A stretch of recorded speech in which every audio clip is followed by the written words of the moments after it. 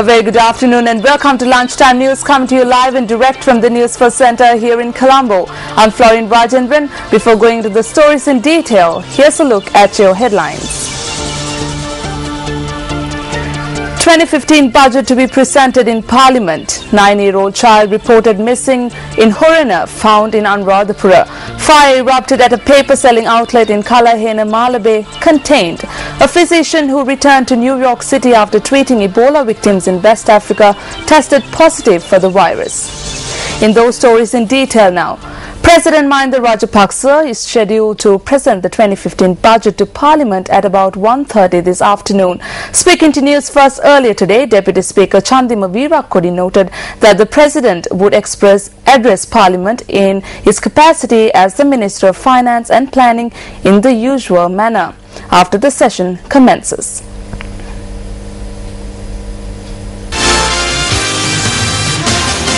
The first step of the budget's passage through Parliament, also known as the first reading of the budget, is the presenting of the Appropriations Bill for the coming year.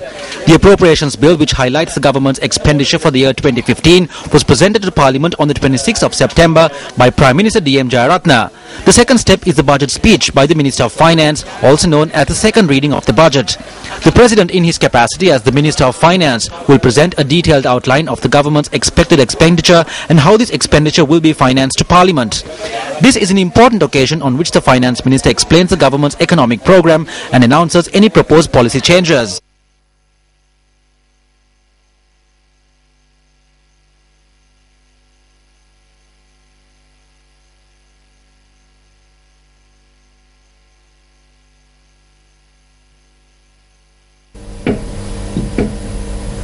You can follow Newsfirst's comprehensive coverage on the highlights of the 2015 budget on our website www.newsfirst.lk. Visit Newsfirst.lk to watch the live stream of the 2015 budget.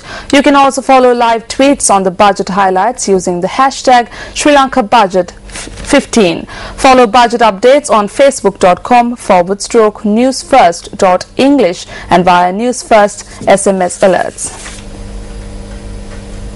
In other local news, a fire that erupted in a paper manufacturing company in Thalahen area in Malabe has been fully contained. The fire brigade in Kote said 2 fire brigade vehicles were dispatched according to a tip-off received at 7 a.m. this morning. The brigades sought the assistance of the Colombo and Devala Mount Lavinia fire brigades to extinguish the fire. The 9-year-old child who went missing in Batuvita, Horana yesterday has been found near Ruanvelisaya, Anuradhapura. Police media spokesperson SSP Ajit Rona stated that a suspect in connection to the abduction has been taken into custody. The police media spokesperson also stated that the discovery of the child took place after initial investigations were conducted when the child's grandmother lodged a complaint with the police. This is the manner in which the child was found near the Chetwanarama in Ruanvelisaya.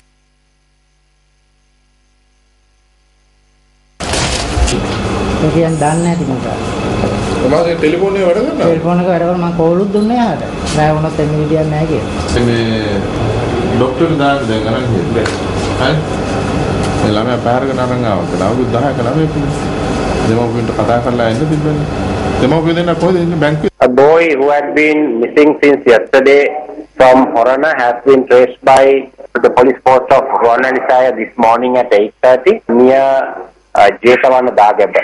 A Buddhist monk also has been arrested by police who was along with the boy.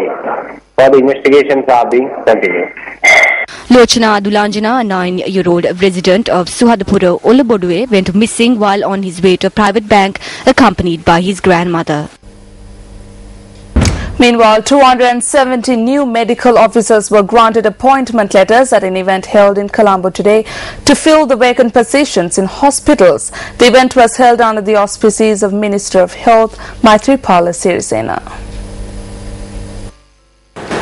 සෞඛ්‍ය අමාත්‍යාංශයේ තියෙන පැමිණිලි ඒ වගේම විවිධ චෝදනා විවිධ අංශවල වෛද්‍යවරුන් The responsibility of reducing the number of complaints that are lodged with the Ministry of Health lies with the officers who assume positions as doctors, nurses and paramedic officers. They are also vested with the responsibility of increasing their quality of service and safeguarding the professions.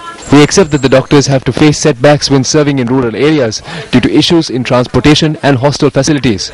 We are doing our best to construct buildings for housing and hostel purposes with the money that is allocated in order to increase the infrastructure facilities to the best of our abilities.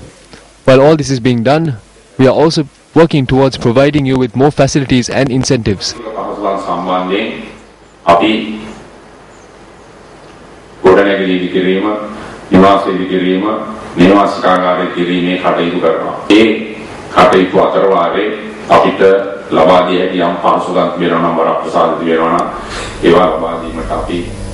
Senior Minister Ratnasiri Wickramanayake and Parliamentarian Vidura Wickramanayake expressed the following views with regard to the upcoming presidential election and public representation. Ratnasiri Wickramanayake and Vidura Wickramanayake both expressed these views at a ceremony that was organised to lay the foundation stone for the proposed bus stop under the urban development project in Moragakanna, Horana. Attempts are being made to undermine our work, and the mudslinging continues ahead of the presidential election, and we expect more mudslinging in the future. We have to, at the end of the day, accept the people's decision. Everything boils down to that. Our government's aim is to uplift and develop villages. We don't intend to see a drop in living standards, but an increase.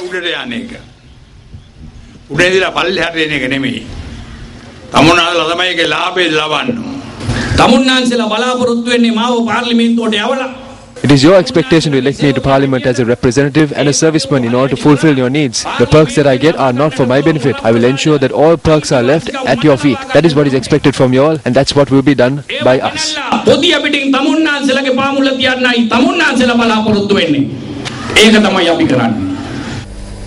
The elephant which strayed into the Dalugala village in Nikavarati has caused damage to around 20 houses. The area residents allege that this elephant has been roaming in the village for about 1.5 weeks. The wild elephant has not only harmed houses but also destroyed farmlands in the area. Our correspondent stated that the Nikavarati wildlife officials had arrived in the village yesterday after a tip-off received from the area residents and had driven away the wild elephants in the Ingimitia reserve.